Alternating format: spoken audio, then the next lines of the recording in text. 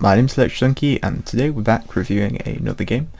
Today we're reviewing a game called Alpha and Beta Main Topic. I guess main topic's probably not the name anyway.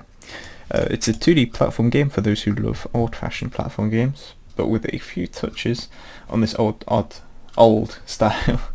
The most important features are the high degree of difficulty. That is kind of true, yeah, and the promise of a satisfying gaming experience with a long gameplay time. I will not give much detail for now, but more details are given according to the interest shown in the topic. Wow, okay, I don't know if this is currently or if this is planned, but 9 worlds with 36 levels and 8 boss fights, that's quite a few. Yeah, so we're going to give it a go. I recommend just watching the video and stuff. We're just going to give it a go.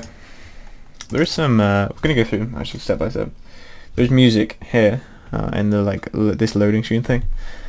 Personally, I thought it was a bit too full on. You know, there was a few too many instruments going on at once, but I guess personal preference. The ticks were interesting. To be fair, they're not bad, but they're not really ticks. Anyway, we're gonna have to disable these. You can't hear them anyway, so it doesn't really matter.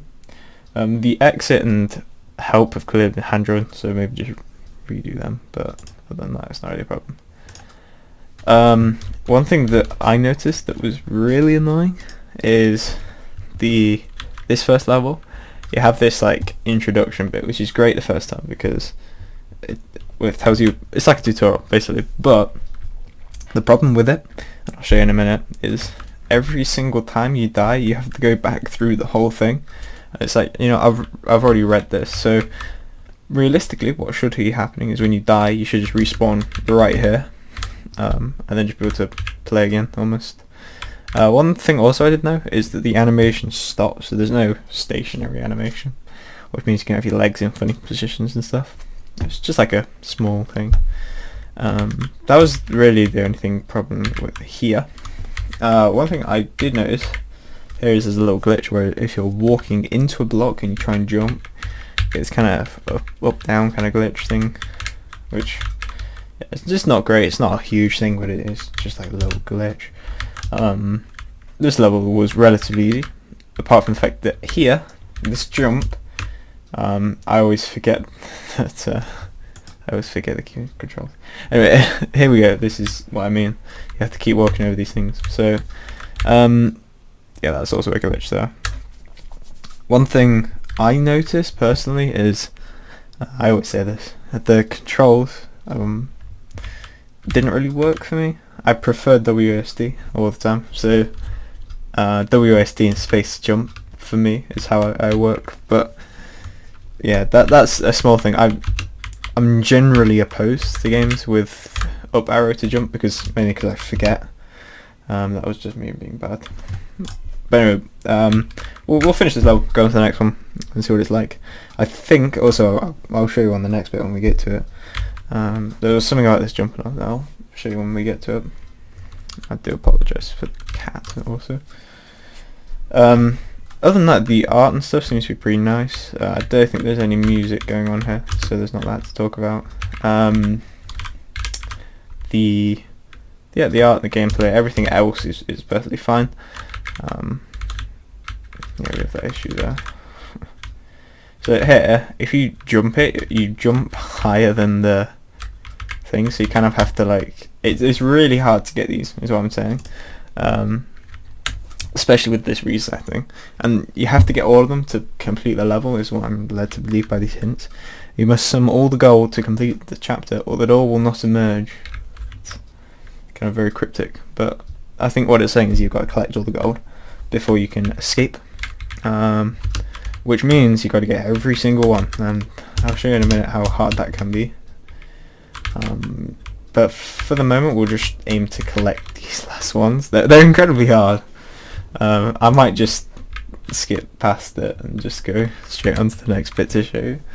Otherwise we are literally just going to be assessing this one level, which I guess realistically is not that bad because it shows most elements apart from the boss fights and stuff, and presumably different enemies. There's no actual like enemy skill or enemy You don't need skill to defeat the enemies, is what I'm trying to say. You just need to be able to jump up and down a bit. Which I imagine isn't how it was intended, but yeah. This one gets me every time, because physically to jump here and also get up there, it's very hard. I just did it then, but I found personally that's not a good jump to do.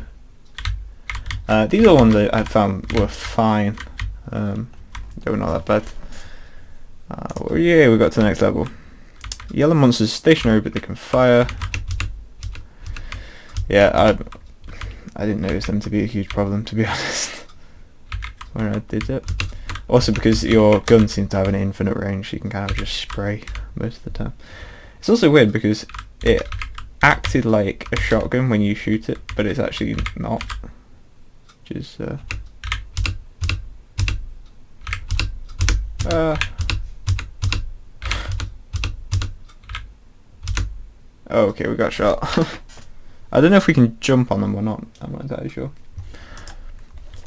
But at least this time we don't have to go through the horrible tutorial again, so we're all there. There's also these random jumps, which again, they're not suited to the player jumps, so it's not ideal.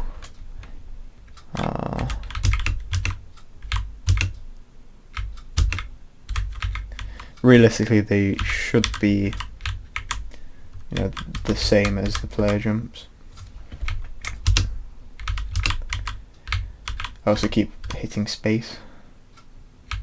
Here's something I wondered, is the door is currently open, but this enemy is not dead, but the enemy drops a gold piece, or that one clearly doesn't, but most of them do, so I'm just wondering that. So, red monsters will both fire and shoot, bullets can be destroyed, so we can just do that, I guess.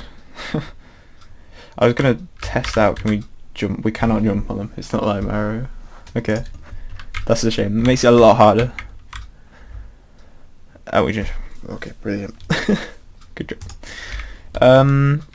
Gameplay other than the first level and those generic kind of bugs, there wasn't anything wrong with the other levels. One thing I would say is here there is a bit of...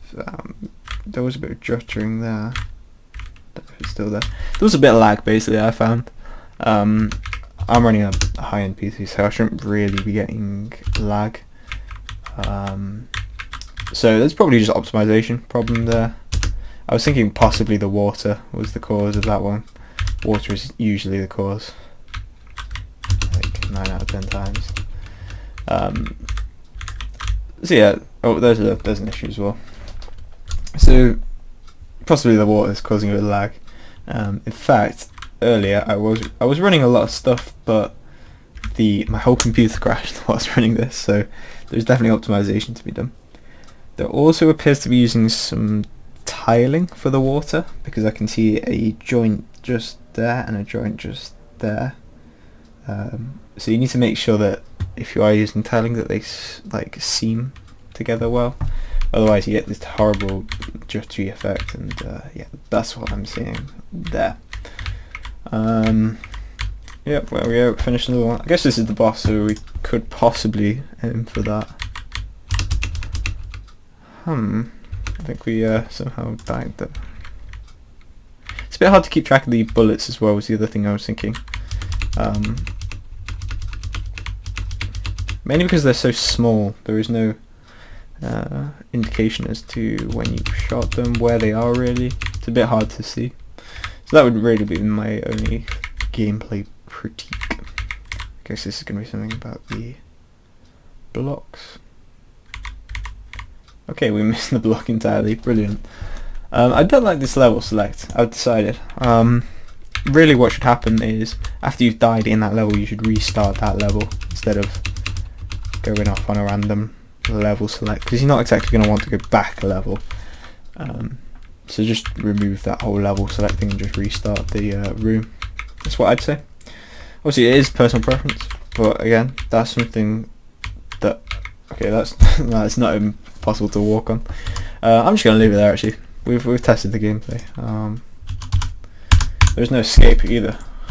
We're trapped. That's really weird. So if you are in game like this, what? I don't even know what's going on there. If we die, right? Yeah, we died. We can't escape from this until we've clicked on a level, and then we can escape, which is really odd. Yeah, basically there's a few little things to work on. They're not huge things. A few of them are, well, mostly just glitches and errors. So they'll just take a few minutes to go and do, and it'll just improve the quality basically. So yeah, that was my review of Alpha and Beta. If you enjoyed this video, remember to like, subscribe, or as you want to do, and I'll talk to you in the next one.